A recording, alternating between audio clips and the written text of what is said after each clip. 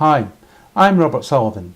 This short session is part of a larger course on strategic HRM, and I ask you to take that into consideration.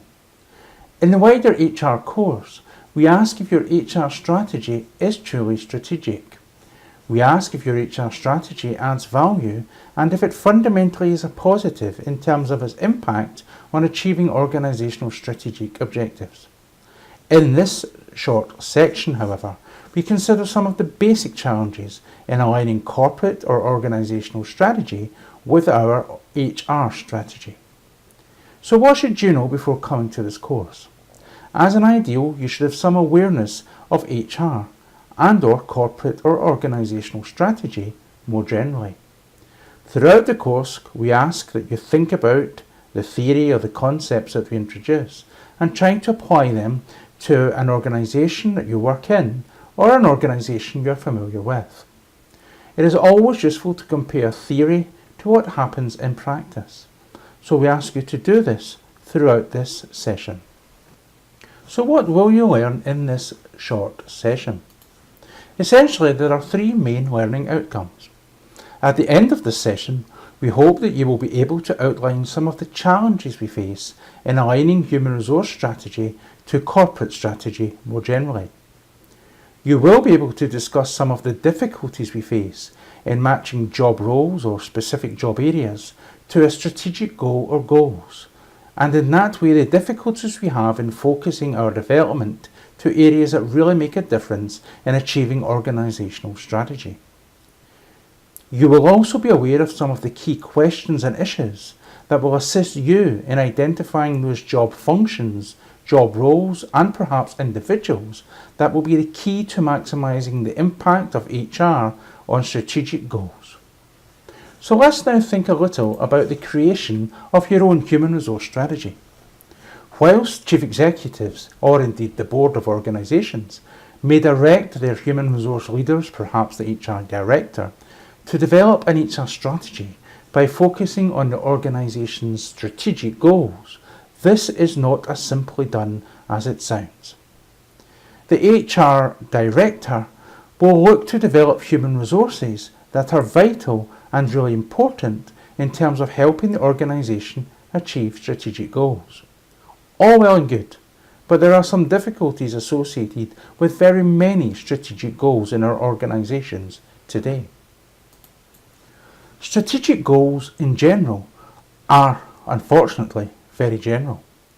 The ideal would be to have very specific goals that were measurable, easy to understand if and when we achieve those. But unfortunately, many strategic goals and objectives are indeed very general or generic. Strategic goals can be things like, we aim to have exceptional customer service. We will be leaders in our sector. We will be innovators, and so on.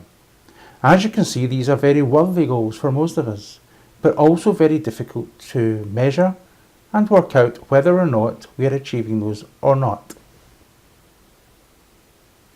If we think about the challenges, therefore, that HR actually faces, fundamentally there are three main component parts. Firstly, is the strategic goal that we are aiming for the correct one? Of course, this is often put upon us by boards of directors, but nonetheless we perhaps can challenge to make sure that strategic goals are as specific as possible. In an HR context, however, what we encounter is a very important and key challenge that is caused by this. Ideally, we would search for jobs or job roles that would most effectively help us in achieving a specific, or indeed all, organisational strategies.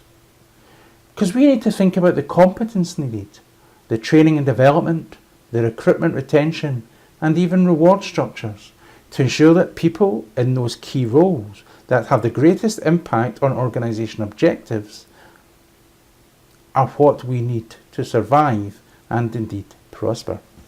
So let's consider a short case study. Let's assume, for example, that we are the HR director of an airline, and it would be a good point for you to take a piece of paper and jot down some of the issues here and think about them in the context of this business. Later, I suggest that you think about this in the context of your own and take perhaps some of your own strategic objectives and go through a similar process. So let's assume we are the HI director for an airline. Our organisational strategy says that one of the goals is to deliver exceptional customer service. So we might want to consider what jobs do deliver exceptional customer service. Because then we consider, do we have the right people in those posts? What do we need to do to train, develop them? And how can we ensure that we maximise the impact they have on the strategic goal of delivering exceptional service?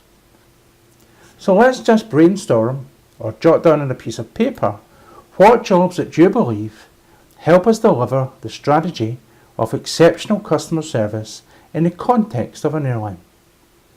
As you can see, we have listed a few here. I think perhaps the cabin crew is the most obvious example, because when we are in an aircraft we all understand that their prime concern is for our safety, but also for our comfort, and also to ensure that we are kept informed about any delays. They make sure we have refreshments in time, and so forth. We might also consider the pilot to be a key player in the delivery of exceptional customer service in an airline. The pilot again is responsible for our health and safety, will keep us updated perhaps on the progress of our flight, will try to get us away and arrive on time, and generally take good care of us. But there are a multitude of others. The check-in staff when we first checked in at the airport, who ensure that our baggage is correctly tabbed and hopefully that it gets to the same destination as we do. It is they who will ask us questions about our baggage, who packed the bags, etc. So the way in which they interact with us is crucially important in terms of our perception of customer service. But there are indeed many others. The baggage handlers, the person who cleaned the aircraft and cleaned the tables in which we pull down to have our snacks and drinks. Many people are responsible for exceptional customer service. And that is really the problem. Because after all jobs should actually help deliver customer service, and indeed exceptional customer service.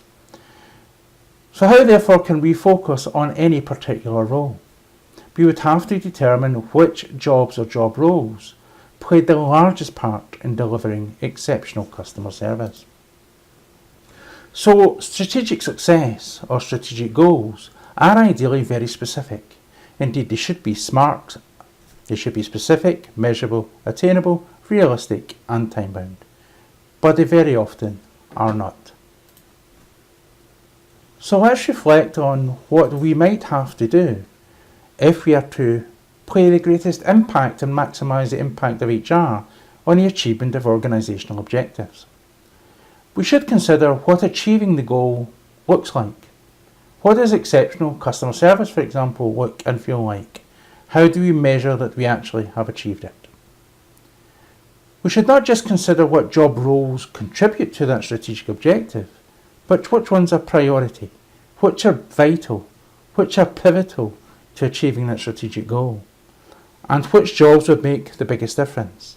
Because it is by focusing our resources and our attention in those areas that will make the biggest impact on achievement of objectives. So finally, let's reflect back on the learning outcomes. We have shown that some of the challenges in aligning strategy, HR strategy to corporate strategy are those of having good specific objectives.